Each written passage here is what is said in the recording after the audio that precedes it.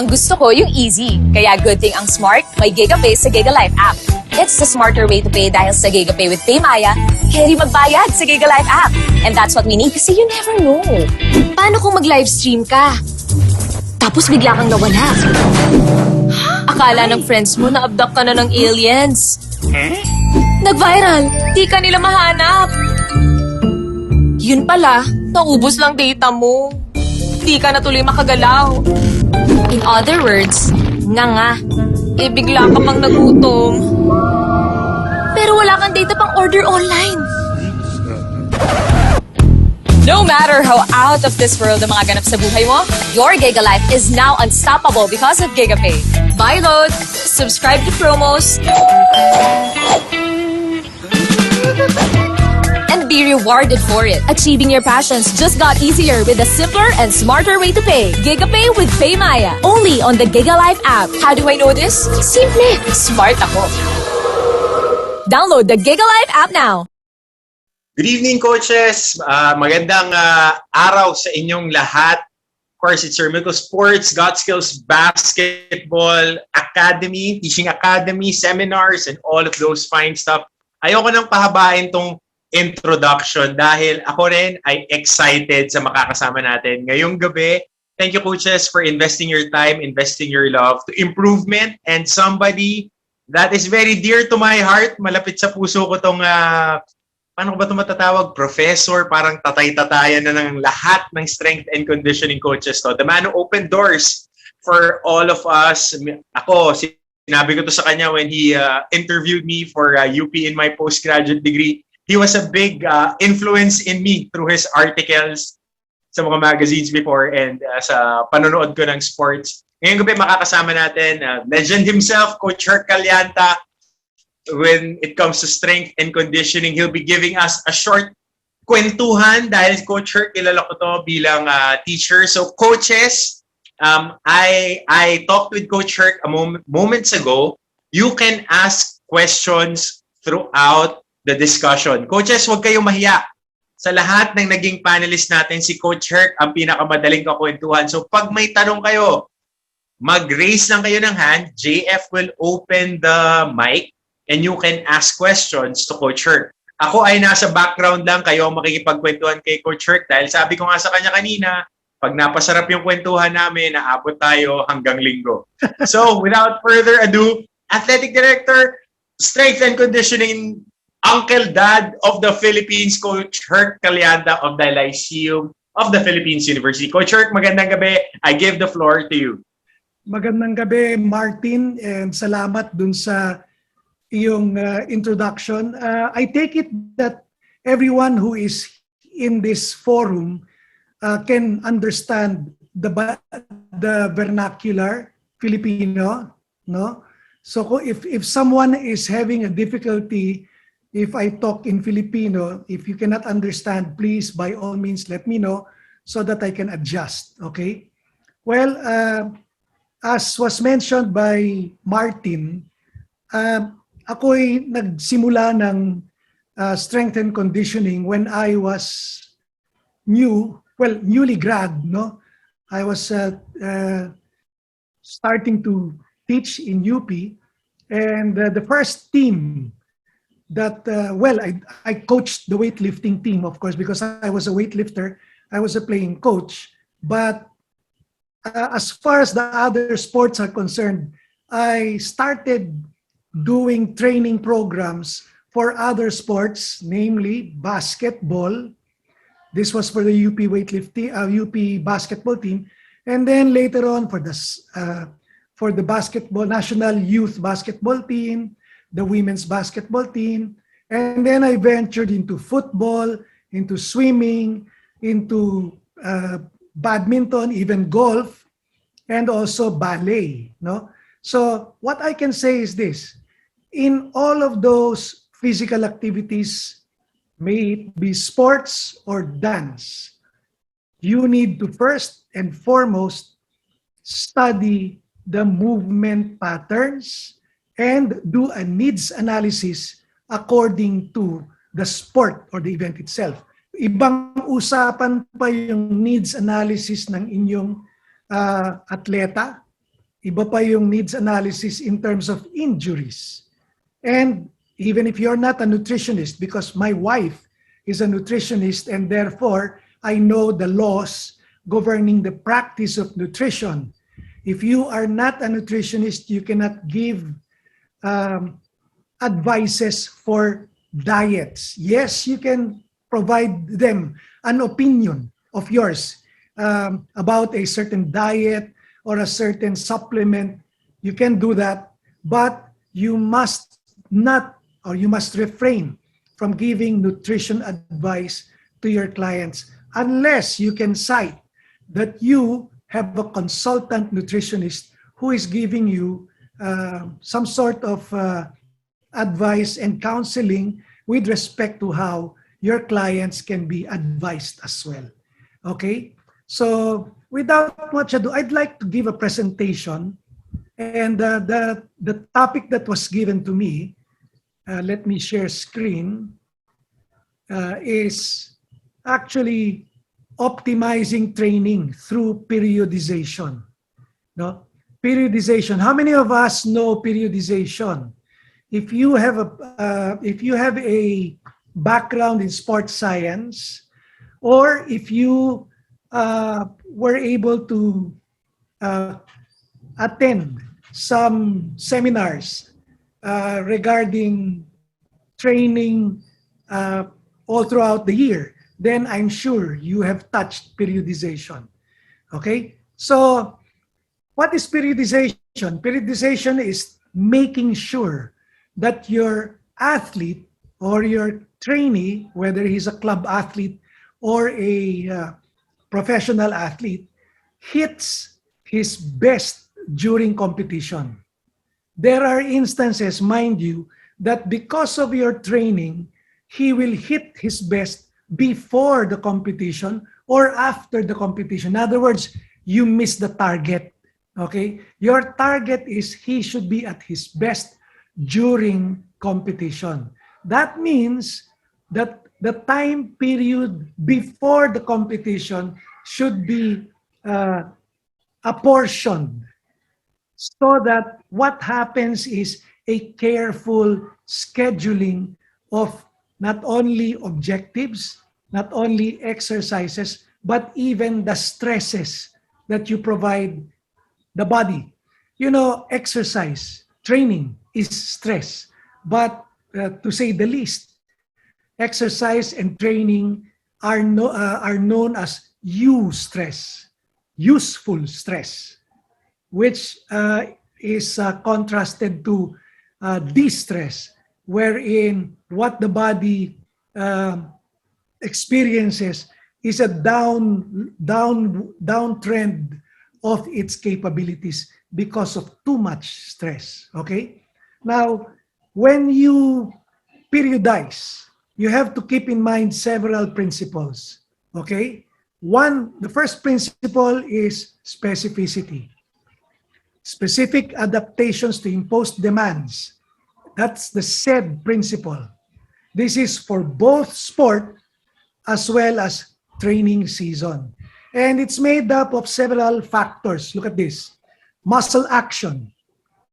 You have to be specific about the muscle action. You have to find out what is this sport or what is this physical activity demanding. Example, basketball. If it's basketball, what do you want to make sure of? You survey the different muscles involved when you play basketball. Are there twistings? That's the trunk. Are there throwings? Are there ipsilateral, one limb, or bilateral throwing? Is there anything that pertains to also moving and doing things while moving? Example, running shots, running passes. So this means complicated movement patterns. And you have to look at this. Which muscle groups will be emphasizing concentric, which means muscles contracting while shortening.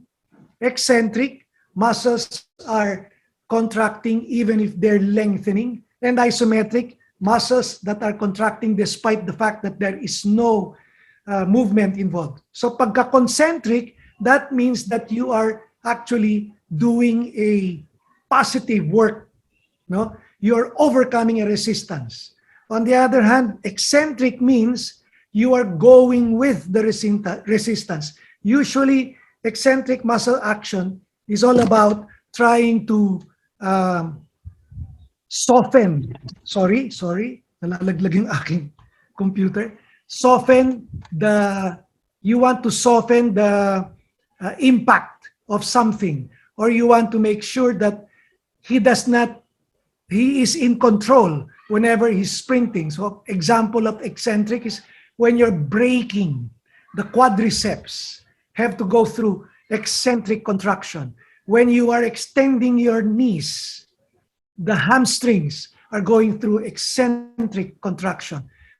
All of this will have to be taken into consideration. And when it comes to isometric, usually the trunk and the core, when you are moving your legs and you're moving your arms, the base of your support is actually the trunk. Therefore, the trunk has to be stable, even if it is allowed also to rotate or to bend or flex. Okay? Now let's go to velocity of movement. What do you have to consider? How fast are the movements? Sprinting definitely is very quick. Throwing is very quick. But in this case, therefore, what do you have to take into consideration when you train? What movement patterns, what acceleration of loads, what angular velocities will you train in? Here, what is stated here is 180 to 240 degrees. This is the usual angular velocity of exercises that will give you the most benefits. I repeat, 180 degrees to 240 degrees angular velocity means that these are the velocity of exercises where the most gains can be expected. What is 180 degrees? Example, you flex your elbow in 1 second. That's approximately 180 degrees. Okay? 240 degrees means you flex your elbow in possibly 3/4 of a second. So quicker. Okay? Of course, you have to consider also that most sports are after producing maximal acceleration of loads. The quicker you pass, no, the stronger the pass. The quicker you push off, okay, using your legs, which means angular velocities of as high as 600 degrees per second, even higher, no, then that means that you can run faster doing that. Range of motion. We are always interested in getting the full range of motion. In fact, one of the things that we have to consider when we start training is, what is this person able to do in terms of range of motion? By the way, range of motion is otherwise known as flexibility. But you know, when you say flexibility, there is more to it than just range of motion, because you cannot be flexible if you're not stable. Okay? So anyway, going back, angles that are trained are the angles that you can actually use during performance. So that means that the angles that you train during your training sessions must cover full range, just in case, no, exercises and movements during the competition go beyond the usual limited angles of movement. Okay, so far so good. Okay, now next. What the other bullet here says, plus or minus 20 degrees to 30 degrees of training angles. When we film or when we video athletes doing an exercise, actually you can derive angular movements or angular displacements, meaning range of motion. What is the usual range of motion of a chest pass? What is the usual range of motion of layup when you lift your knees up? Okay, or when you dribble low in basketball, what is the range of motion that is expected of your knees as well as your ankles to be able to go down that low? Okay, now take note, it says here plus or minus 20 degrees to 30 degrees of training angles. That is actually what you program for. Plus, which means, in other words, if you are seeing angular displacements of 120 degrees in your knees, then train anywhere from 120 degrees, anywhere from 140 to 150 degrees of range of motion. Okay? Now, muscle groups train. Generally, we say we train all major muscle groups. And that is supposed to be. So, why? Because in sports, you cannot say there's no constancy. There's no consistency in terms of demands made. No? Sometimes you will go beyond or below. If you try to expect something, just make sure that you prepare for the unexpected as well. That is the reason why all major muscle groups must be trained. I was a weightlifter. In weightlifting, we train the lower extremities very, very heavily, especially the back and the thighs.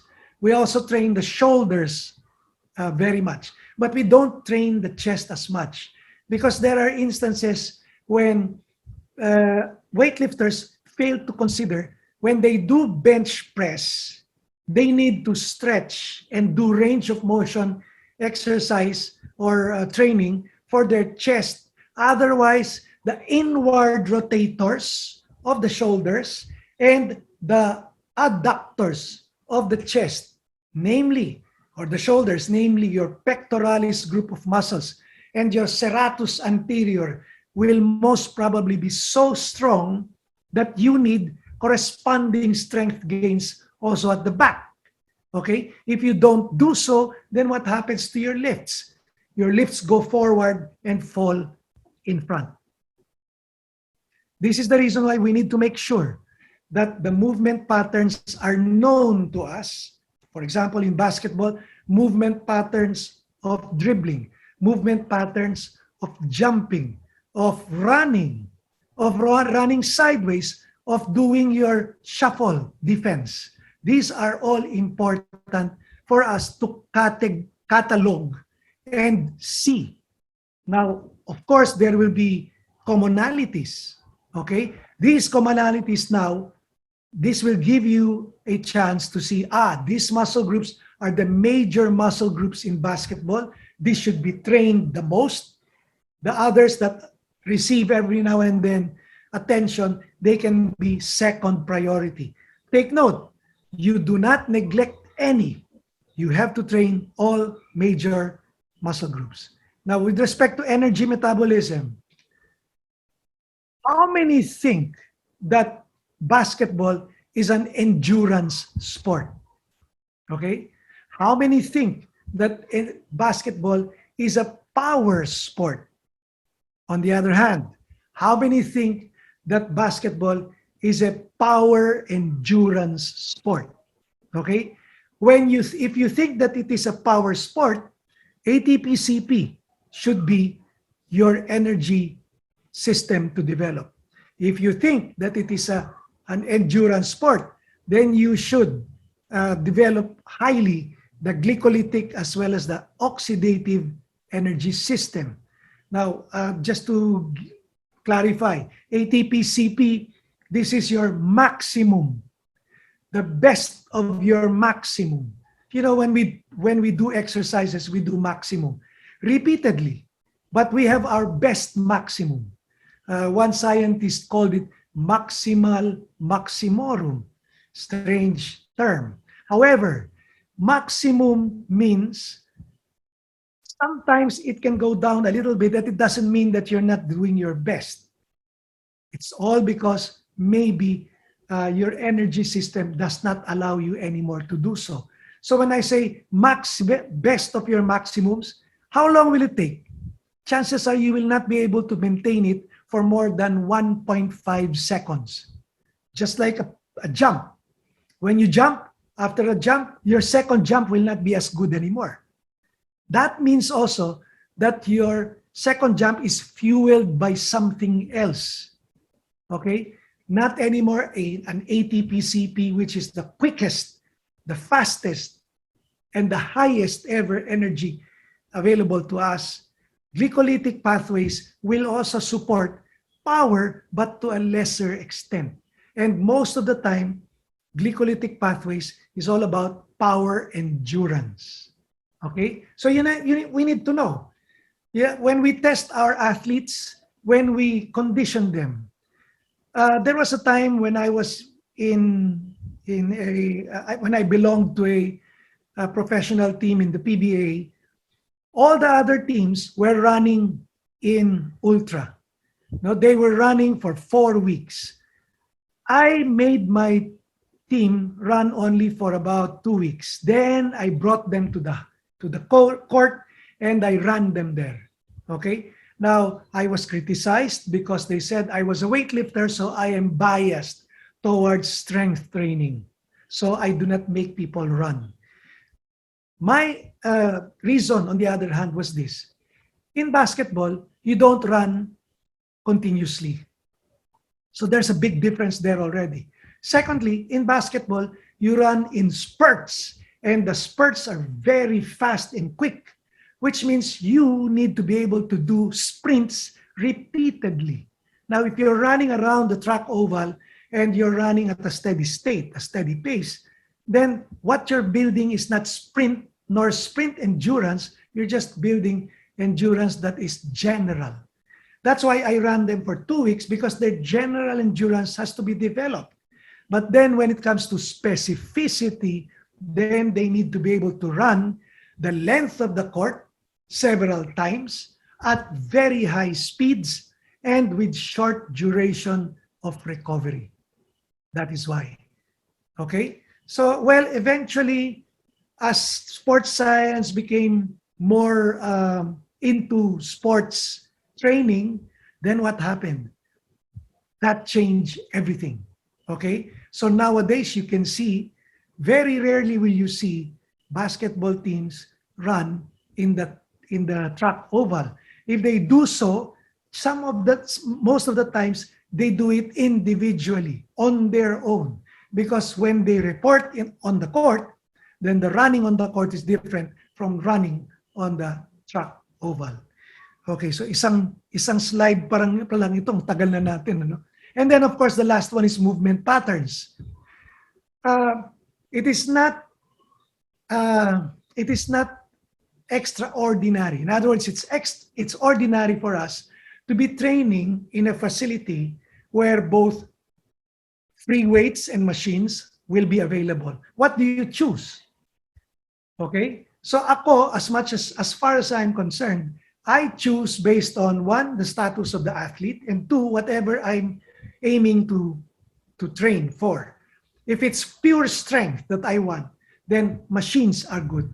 If the person is injured and I'm trying to strengthen the injured part, in other words, there must be guarding with respect to movement or angular displacement or angles of movement, then I use machines. But if the person is healthy, if the person is fit and he has no difficulty with respect to doing free weights, then I do free weights, because free weights offer a higher index of training index of transfer training index. In other words, transfer index. So whatever strength you gain in terms of lifting free weights, a higher percentage can be transferred to the actual movement that you need to do. Why? Because free weights also engage, okay, the supportive stabilizer muscle groups, wherein, in other words, on the other hand, the machines will, because they have a, uh, a dedicated range of motion, and when you drop it, it doesn't drop on you. It just goes back to where it came from. No, then it's quite prescribed already. It's rigid, the range of motion. So you get more functionality out of free weights. You have to also look at open versus closed skills. Okay? Closed and open and closed kinetic chain movements. Running is a closed kinetic chain movement. Kicking, when you kick, that is an open kinetic chain movement. So you need to be able to see, and if it's a closed kinetic chain movement, then you must train with exercises that emphasize closed kinetic chain movements, okay? Including your hamstrings. I know that there are leg curl machines. Pardon me for saying this, but wala akong believe.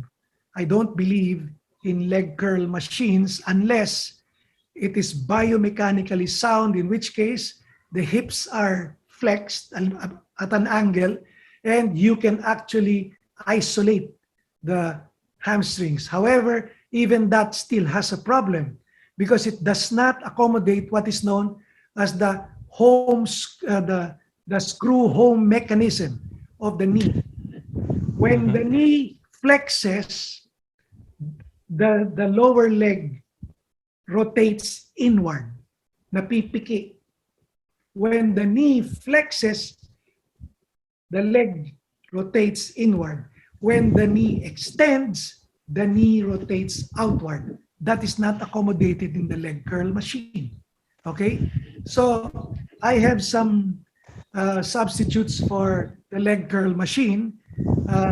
I do negatives for the hamstrings, and I can also do claws. I use the chair or the gym ball and roll it in, or if it's the chair, then I lift my hips up, which is better because it's close kinetic, which is what running is all about.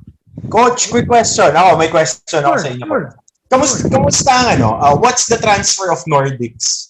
Kasi coach, naging rampant to for the past few years, lalo na with social media. Madaming athletes ang gumagawa ngayon ng Nordics.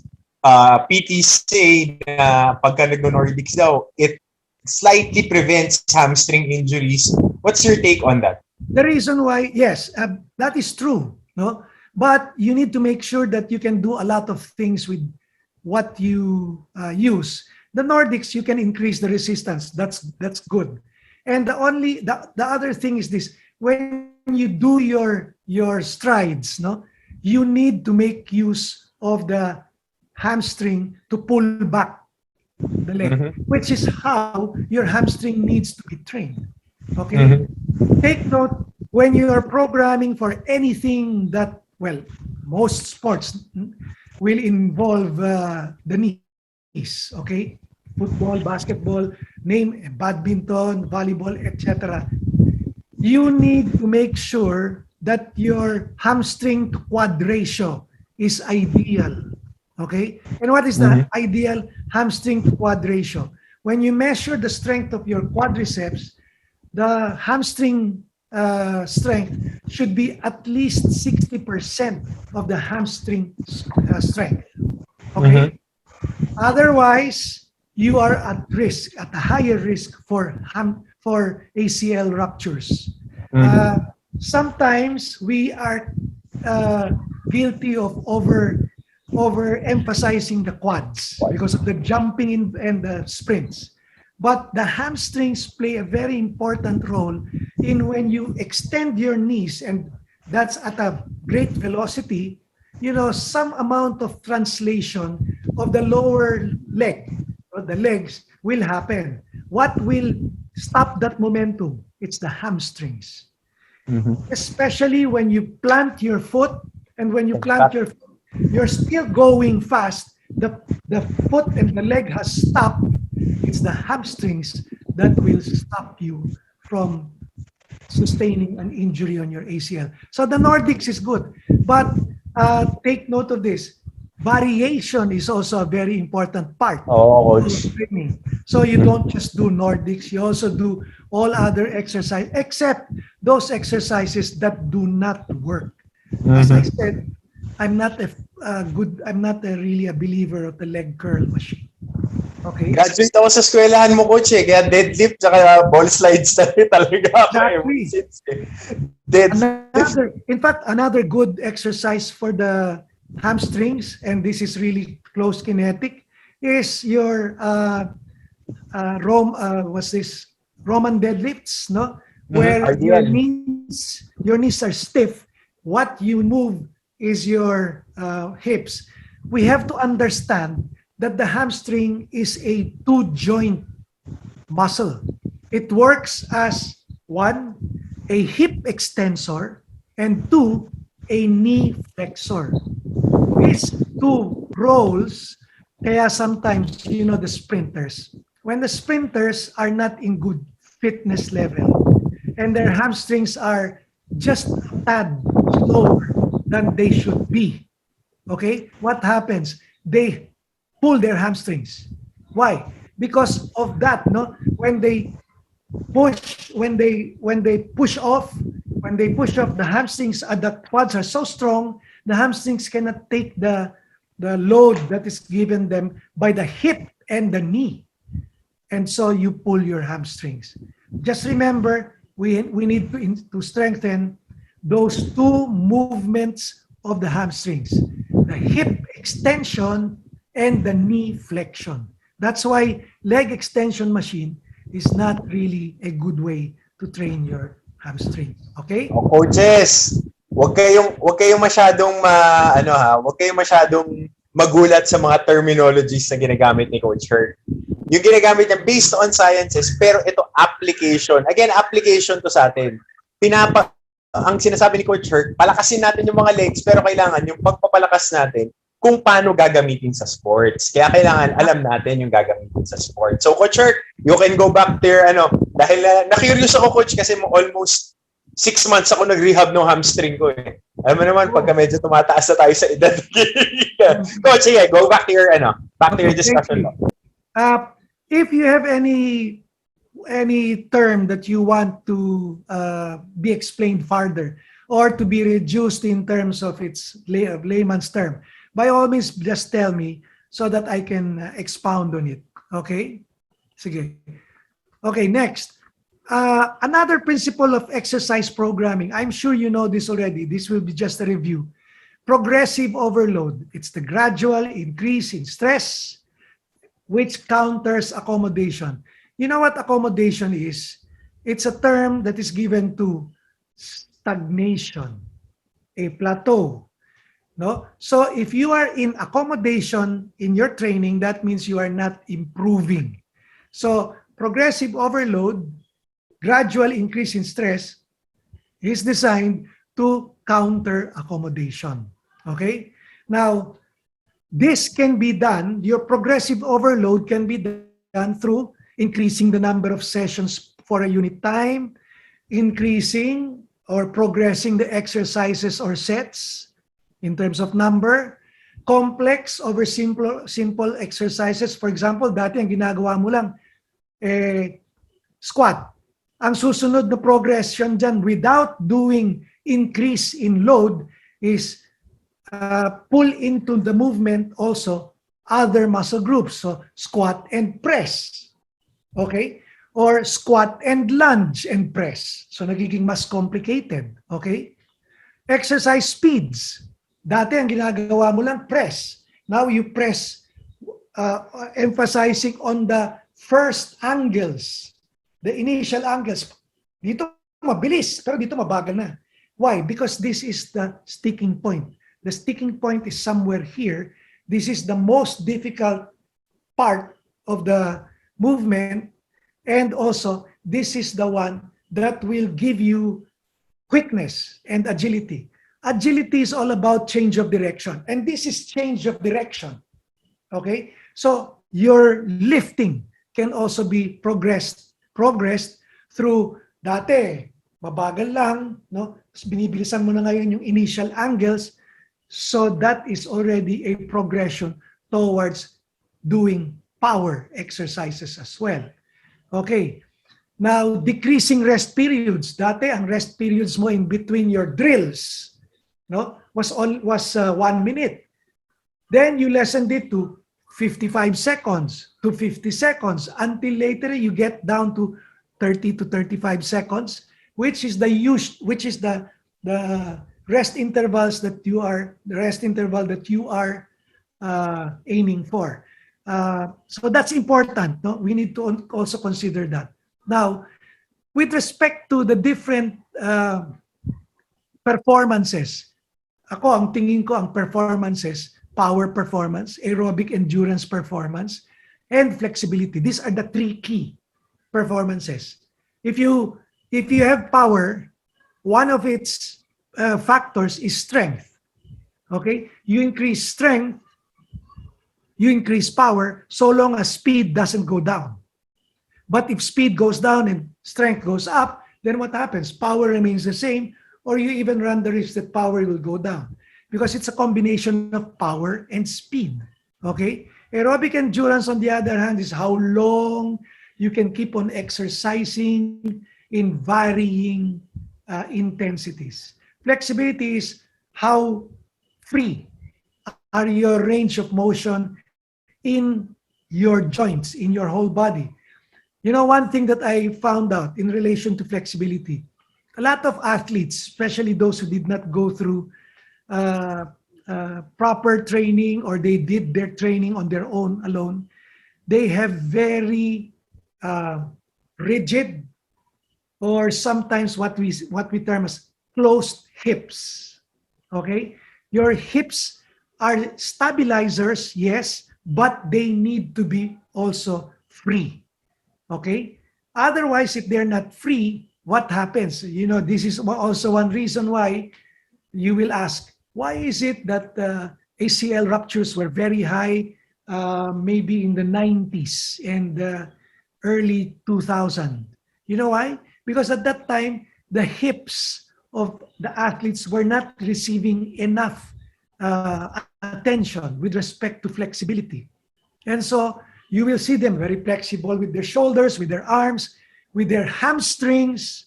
They can reach their toes. They can even make their wrists reach their toes. But open up their legs, abduct and rotate outward the hips. That is where the Waterloo is. Okay, remember, that is very important as well. Now, going back to power, how do you progressively overload power? Higher loads, higher repetitions. If, you know, one thing, loads are inversely related to the number of repetitions. The higher your load is, the lower your repetitions are. There is such a thing as repetition maximum. What is that? If you get a weight, you do as many repetitions as you can, and you are able to do 10 repetitions. On the 11th, you failed. That weight is your 10 repetition maximum. Okay? So it's all about repetition maximum. So when you talk about repetitions, it's always repetition maximum. Ibang usapan yung you do, let's say for example, you do 10 squats, but you could have done 20 for all I care, and you would not have felt it. And you did 10 reps. That is violating the principle of repetition maximum. When you put a repetition, it should always be at least 80 to 90% of your maximum repetition in that weight. Okay? So that's very important. Lifting velocities from slow to fast, rest intervals. We know that usually when it's strength training, when we're after strength, the duration or the repetitions usually marami na yung 5, no? 1 to 4, or if you want a little bit more repetitions, you go 3 to 7 repetitions, but rarely does it go beyond that. If it's strength that you're after, maximal strength. But if you want to do 8 to 12 repetitions, then that might be for hypertrophy or increasing the dimensions of the muscle. When you want to strengthen you want to strengthen your shoulders, what you want is high loads, low repetitions. But if you want pampapogi because hypertrophy on, then you do 12, even 10, 8, 10, 12, even 15 repetitions of high load or moderate load for your shoulders so that you will become more guapo, no? Because of your big shoulders or deltoids. So you need to be able to balance this, okay? Training volume, how many exercises, how many repetitions for every exercise. It's really important that how many sets, that's also very important. And look at this, the last bullet says supramaximal loads. That means beyond your maximum. You will ask me, how can you train beyond your maximum? Forced reps, okay? Negatives. This can also be used for progressing in your training program. Now, when it comes to aerobic endurance, it's always because of volume, meaning what is your mileage for the day or for the week? For the week, you have 35 kilometers to run. You divide it into 3 or 4 training sessions depending on what you want. But for example, in basketball and in sprints, no, how many sprints do they do? Okay, in plyometrics, how many foot contacts do they do? When you are a novice in plyometrics, you're new to plyometrics. Should you get patay kung patay number of repetitions? No. Okay? At most, there should be only 120 to 140 foot contacts. Nothing more. Okay? Coach, question. Yan, plyometrics, bago niyo ituloy. Coach, naging uso yan netong mga recent. Coaches, alam ko na naiintindihan nyo, yung iba players din dati. Naging uso yan, coach Ano bang mga prerequisites bago mag-participate ang isang atleta sa plyometrics? Kasi coach, ang nangyayari, bago pa lang, kunwari, meron tayong grade school athlete, SBP, passerelle, di pa nagsistrength training. Pagpaplayo ng magulang, bobomba, tapos biglang may masakit. Coach, ano ba yung mga criteria para maging pwede at maging beneficial sa isang atleta ang plyometrics? Actually, first and foremost, you have to look at the maturity of the athlete. When you say maturity, chronological or age, and biological maturity. Baka siya 14 na, pero hindi pa siya as matured as other 14 years of age, no? On the other hand, tignan nyo rin yung strength level because this is already a higher level training method. This means yung plyometrics, pag nag-plyometrics ka, meron ka ng strength base. Ano yung strength base mo? Kayang-kaya mo yung katawan mo. For example, you want to do plyometrics on your legs. You should be able to squat. I repeat, squat 1.5 times your body weight, 5 repetitions. Kung wala ka nun, walang plyometrics. Now, on the other hand, may iba mag-argue, sabihin nila, ang plyometrics, di naman kailangan yung kagaya ng ginagawa mong plyometrics sa iba. Okay, then you can introduce plyometrics. When you introduce plyometrics, the movement patterns are the ones that you have to consider. They learn the exercise, but they do not do actual plyometrics. Plyometrics means ito ang iniisip ng player dapat pag nagpa-plyometrics pa lang siya. Example, bounding, no? Ibig sabihin ng bounding, single leg, push off, then push off again when you land with the other leg. It's in other words, extraordinary, emphasized, or exaggerated push off with your leg in sprints. Okay? Now, the problem there is this, single leg yan. Okay? Even if it's not a whole jump, it's a single leg push off. Okay. If you cannot bear your weight, the possibility of your joints getting injured or your muscles getting pulled, or the connection of the tendons getting pulled away may be higher. Okay, so 1.5 times body weight squat for 5 repetitions. That's a requirement. The other requirement for the upper extremities is you must be able to do 5 clap push-ups. 5 clap push-ups. If you don't want 5 clap push-ups, you go and use the bench press. You should be able to do bench press of your body weight 5 times. So these are strength requirements, okay? Not to mention, of course, that they should not be suffering from any of the maturity or growing diseases. Meron tinatawag na Osgood-Schlatter disease. How many of you experienced this? When you were growing up, and of course, when you were growing up, you were very active. You were using a lot your lower extremities. You were jumping, and you're thrilled because, boy, I can reach this, I can reach that. So you keep on jumping. Then suddenly one day you woke up, the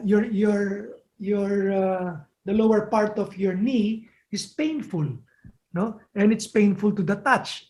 That is Osgood-Schlatter, which means that the growth zones of your knee are being stressed too much.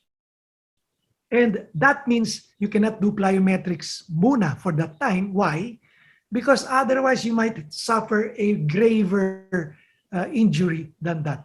Ideally, that person should rest for 2 to 3 months until the symptoms, when I say rest, active rest, no? He cannot sprint, he cannot jump, but he can do exercises. Okay? No violent landings. And for 2 to 3 months until the symptoms disappear. When the symptoms disappear, then he can resume his training back to, after a certain period of time, back to plyometrics. Okay? So, you know, I use plyometrics because it's a second or a third level exercise or method. There has to be a foundation, and the foundation is strength training. Take note also, by the way, when you do aerobic endurance training, it is not only your lungs and your heart and your circulatory system that you are trying to improve. Aerobic endurance is all about mega reps, many repetitions. And it is through many repetitions that your soft tissues will improve. What consists of your soft tissues? Tendons, ligaments, fascia. Okay? By doing mega reps, many repetitions, like running at a slower pace than usual yet, muscles will strengthen ahead of soft tissues. But soft tissues will strengthen after a certain period of time, approximately 3 to 4 weeks of mega reps, together with the strength training that is done through resistance training. Okay? So you need to make sure in aerobic endurance, progression, volume, total mileage, duration, length of runs, or length of work intervals. Okay? For example, before you were running 3/4 of the court. Then you started running full court. Then you started running full court and a half. Then started running full court and 3/4, and so on. Until finally you can do your courts several times. Okay, that's duration. Not yet talking about speed. Speed is all about intensity. First, you increase duration, then you increase volume together with duration, then finally intensity. That's how you progress. Okay? Now, when it comes to flexibility, the range of motion should be improved. And when we talk about flexibility, we have to take into consideration the movement patterns. One example is this. What do you use to stretch your quadriceps? Usually, you bend your knee back and you reach out with your hand for your ankle or your foot and pull it closer, pull the heel closer to your hamstring and to your butt, right? So that's how you stretch your quadriceps. Okay? Take note, I mentioned a while ago, screw home mechanism. You have to make sure that you do not render flexible what doesn't need flexibility. What don't you need flexibility? You don't need increase in range of motion of the rotation of your knees. The rotation is only circumstantial. It's only because of the architecture of your joint. One joint is bigger or longer than the other. That's why the knee rotates outward and inward depending on whether you're flexing or extending. Okay? That should be maintained. That should be considered. So what I will do if I were to use that exercise, I will bend my knee backwards so that my foot will touch my buttocks, but I will use my other hand, the opposite hand, to stretch my quadriceps. Example, right quadricep, left hand should be grabbing the ankle so that you are actually accommodating what is known as the screw home mechanism. When you are flexing the knee, then the leg also rotates inward. Okay? Because when you use the same side hand, when you flex the knee, you will be rotating the knee outward, which is opposite what it's supposed to do. And therefore, you might be stretching some of the ligaments that guard against that movement. Okay? Oh, wow. Okay, sorry. We're taking a bit longer. Now, principles of exercise programming, variation, alterations in one or more program variables such as load, duration, velocity, as well as the type of exercises that you will be using. Okay, this will become clearer later on.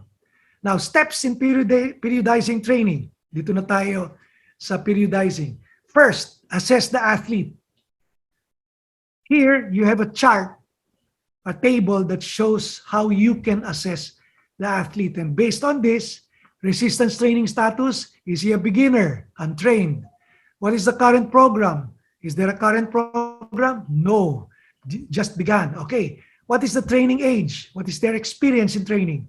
Less than 2 months, 0. Okay, frequency per week of training, 1 to 2, less than 1 to 2.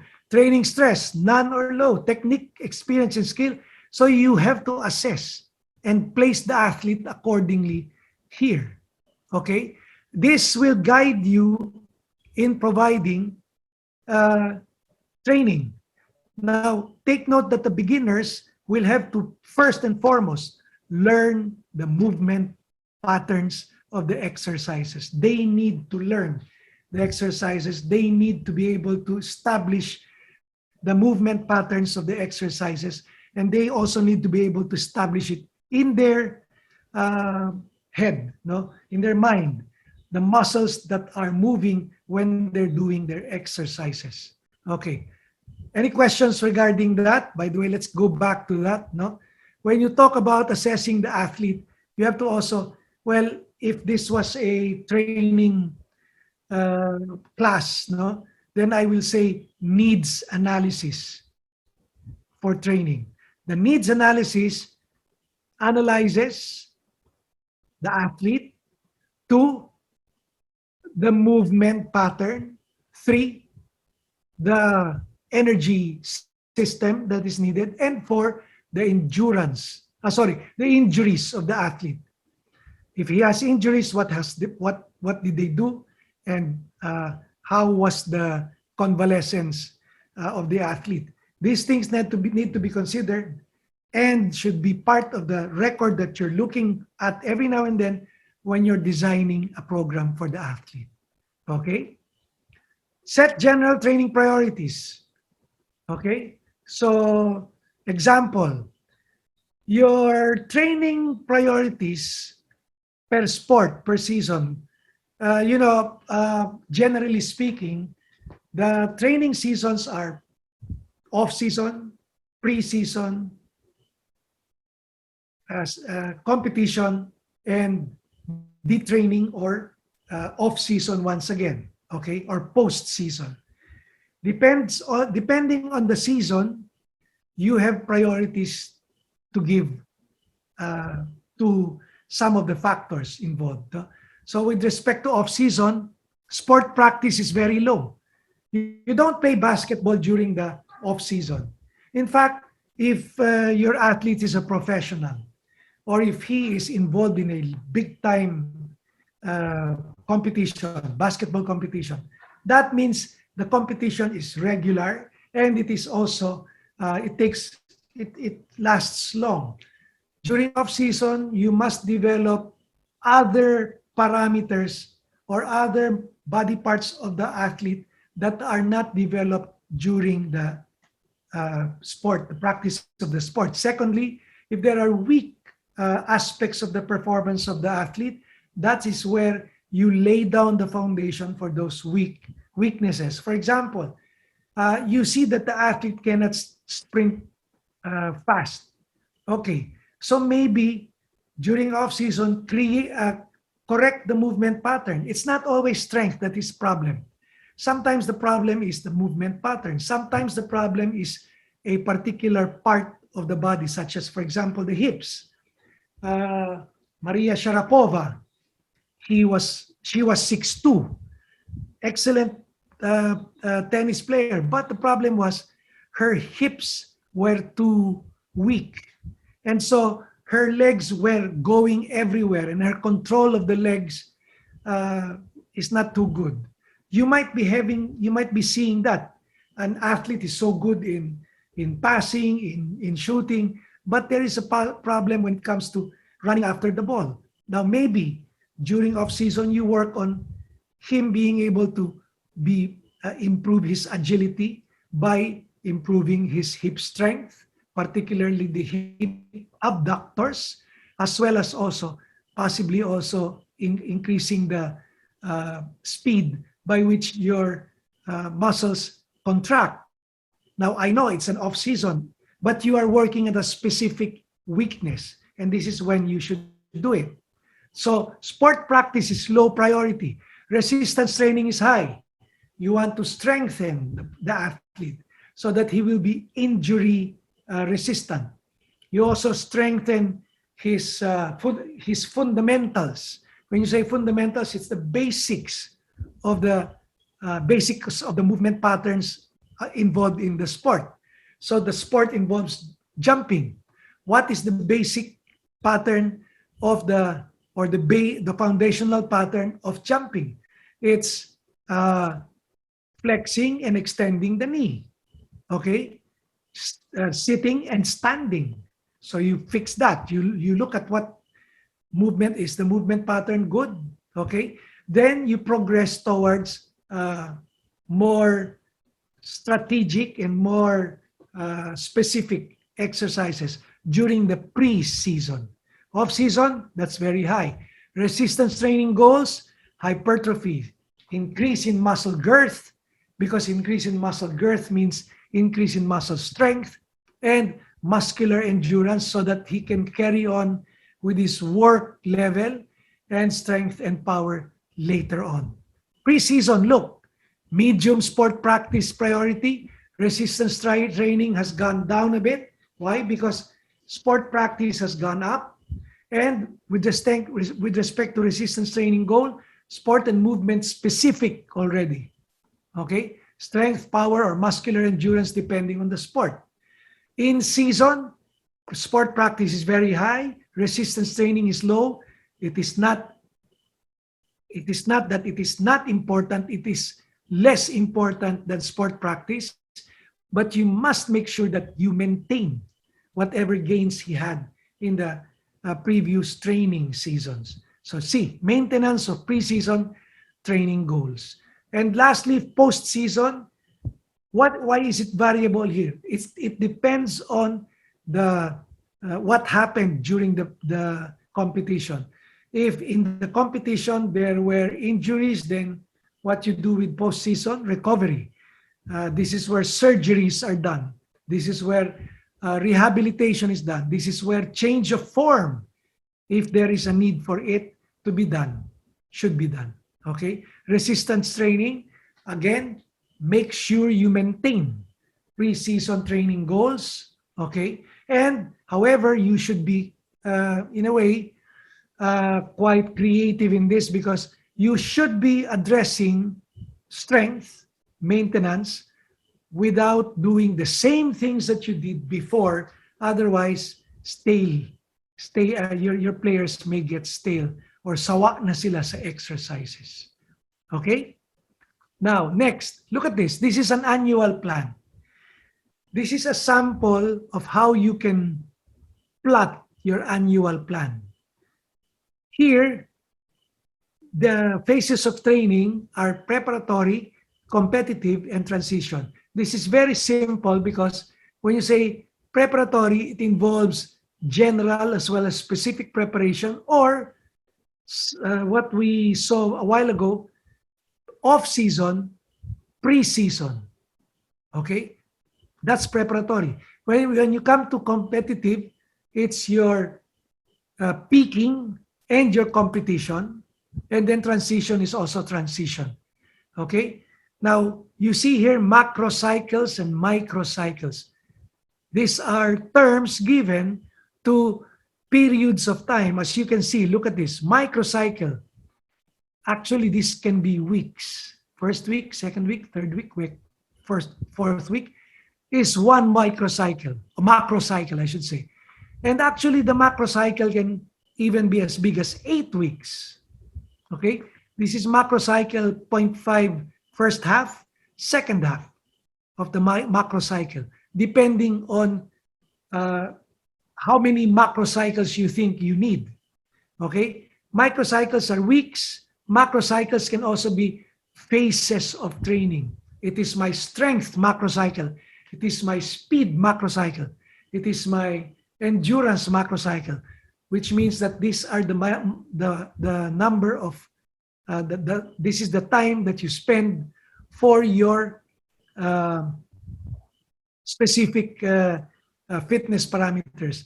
Now, some, for easier understanding and easier accounting, one macrocycle is 1 month. It's up to you. No, I don't want to prescribe to you what you should do, but I personally do this. Off-season is 1 macrocycle. Pre-season is another macrocycle. Peaking is another macrocycle. And competition season is another macrocycle. Okay? So that's what I usually use. Okay. Now, set objectives. Remember SMART. I'm sure you are familiar with SMART. Objectives must be specific, measurable, attainable, realistic, and time-bound. Okay? I repeat, specific, measurable, attainable, realistic, and time-bound. Sample objective chart per parameter. If your parameter is core strength, period when you develop it, off-season and pre-season. Okay, you develop it during off-season, and your development may continue during the pre-season, but just before the peaking, you stop developing it, you just maintain it. Improvement phase duration, 3 to 4 weeks. It takes 3 to 4 weeks to improve your core strength. It takes 3 to 4 weeks of progressing for you to improve your core strength. Okay? By the way, when you say core strength, it means the trunk as a whole. But because the trunk has the middle as your abdominal area, and in other words, if your trunk is weak, you buckle. So for you to make sure that your core is strong, then you need to be able to strengthen your abdominal area, particularly your transversus abdominis. No, this is not your pandesals or your rectus abdominis. What you need to strengthen first, before you ambition. Before you try to bring out your pandesals, you must make sure that you strengthen uh, your transversus abdominis, because that's the one that's going to prevent back spasms from happening. By the way, it is also important that you use every now and then your transversus abdominis and you practice your diaphragmatic breathing and core engagement before you can do core strengthening. Okay, next. Muscle bulk or hypertrophy. Kailan ka magpapalaki? During off and pre-season. Because when you start already with your sport specific, whatever you gained in size will probably go down a bit. Now you must have strategic ways of maintaining, like one full workout every 7 days. That's a good strategy to make sure that you maintain whatever you gained from the previous training seasons. How long does it take for you to bulk up? 6 to 8 weeks. So you cannot program for 4 weeks of bulking up. Okay? Neither can you program for 1 week to improve your power. It needs 2 to 4 weeks. And you train this during the preseason. Speed and agility, pre and in season. See, now you see strength, endurance during the off season. Towards the preseason, you are going to improve the derivatives of this. So from strength to power, from strength to speed, from endurance to anaerobic or sprint endurance. So you progress.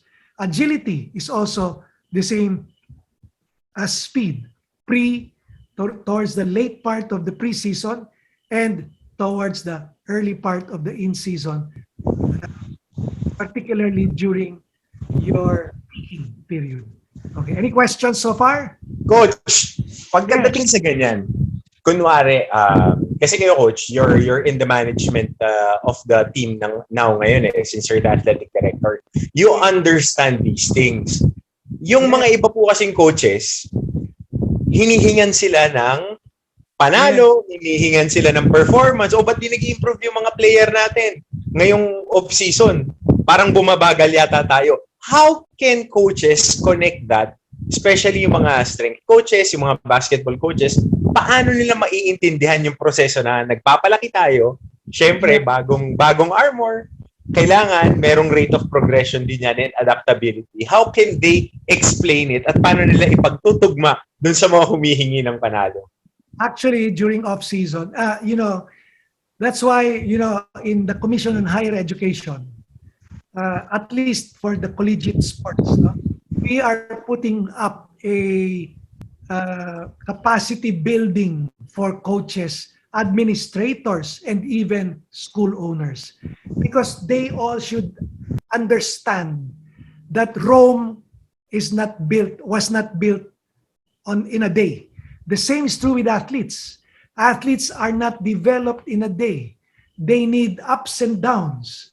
They need ins and outs. They need strengthening and speeding up. No? So each has its own phase. So ako, as the athletic director, I teach them. I train the coaches in terms of, okay, this is periodization. Learn this because I'm going to demand this from you. But you are not only going to give me an annual plan, I need to see it also in the athletes.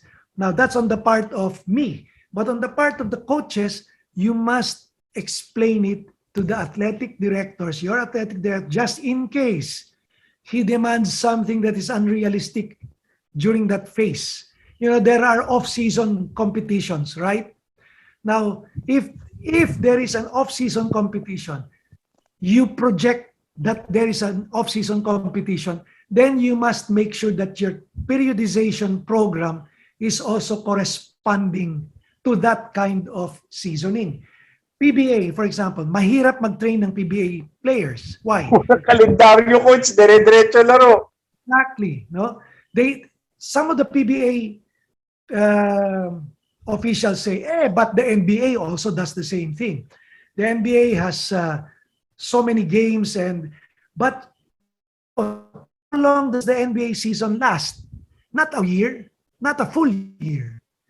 Probably at the most, I think it lasts for about 5 months or 4 months. November to June, coach, if you go to the maximum. Okay. For the teams that go all the way up to the finals, correct? So now look at this. Months rest. That rest is the off season. But the PBA has no off season. Okay? Their off season came during the pandemic. Their off season comes during the Christmas break, and then they start again early next year. So there's no off season. And this is the reason why we cannot approximate the level of conditioning of the NBA athletes. One more thing, by the way, going for the NBA athletes, they're the cream of the crop. The PBA, yes, they're the cream of the crop of the Philippines. But the Filipino basketball player can hardly enter any NBA team. So you can just look at the difference in terms of genetics, of talent, no? And so there's a bigger possibility of the limits of the Filipino basketball player being lower than those of the NBA players. So I will educate. The answer is to educate them in terms of periodization. Long before the athletic director demands something, no? Adjust. So all season training has to be put into place. Periodization in terms of ups and downs can only be done if you have one main competition and then the rest of the year wala na.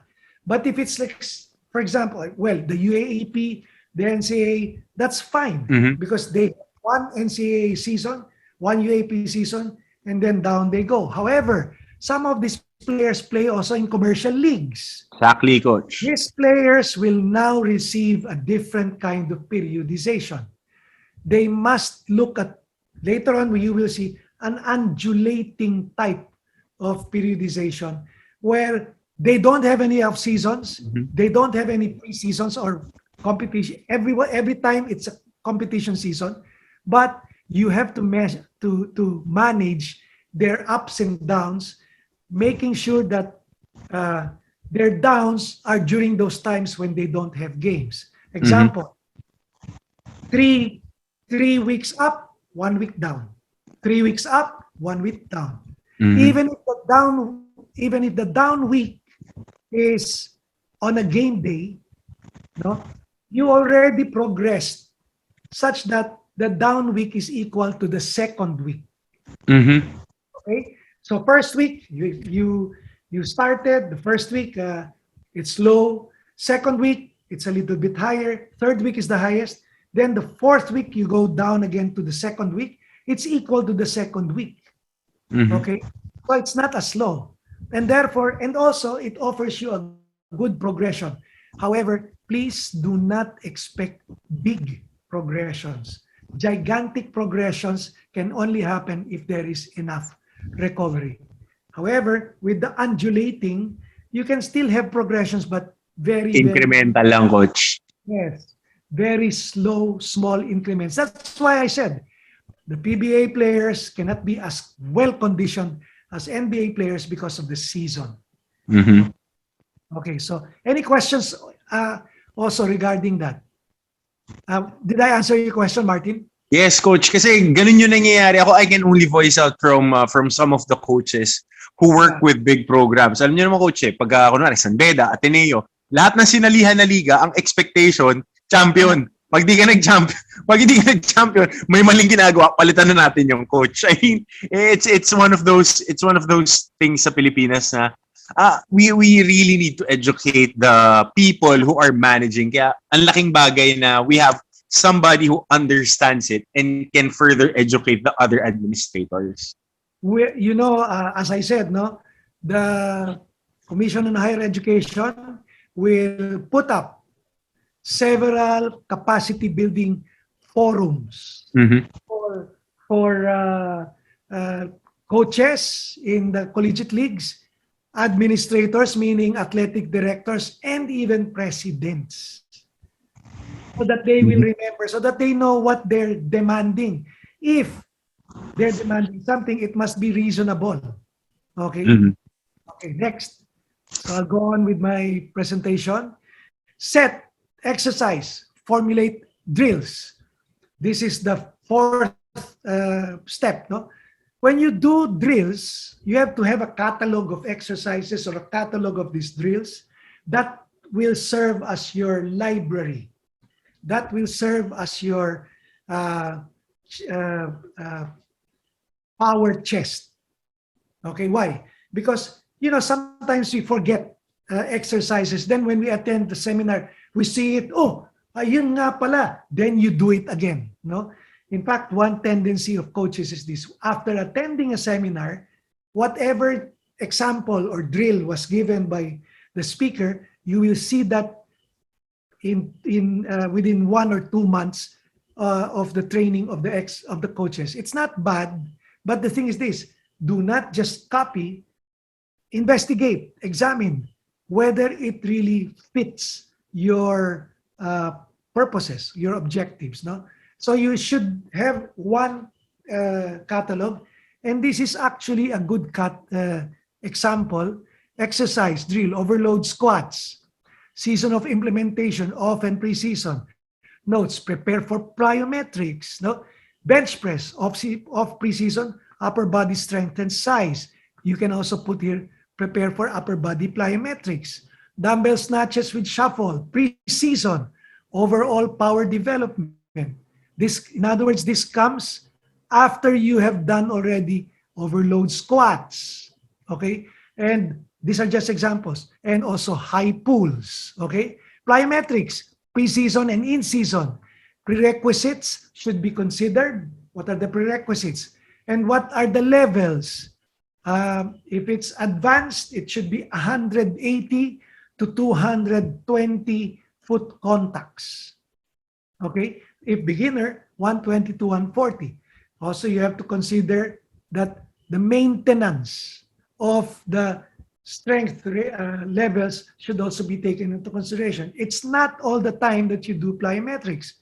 In my case, I believe that twice a week plyometrics is enough for you to improve on power.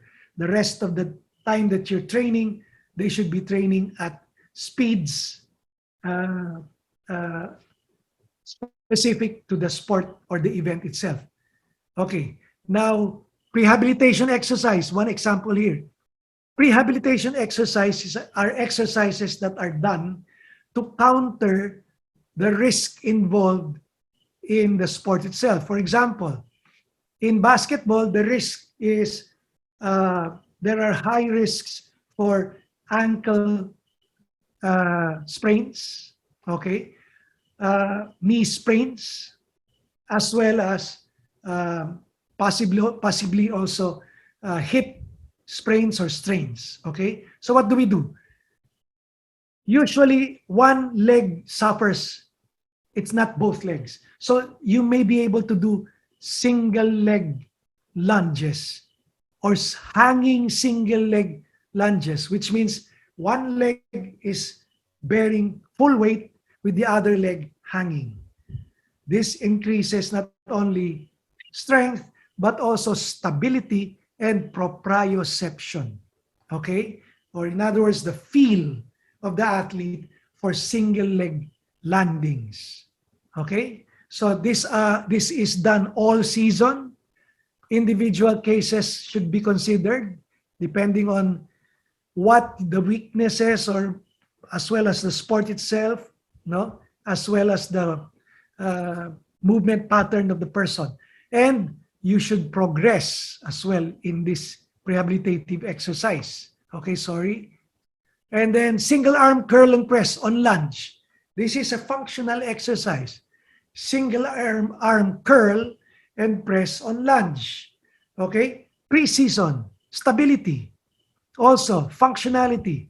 ipsilateral strength and muscle balance. This is what it develops. Passive stretch routine, off-season.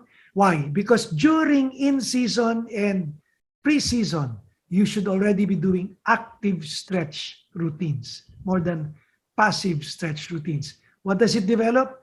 ROM improvement. It doesn't mean that the active stretch routines do not improve range of motion. They still do.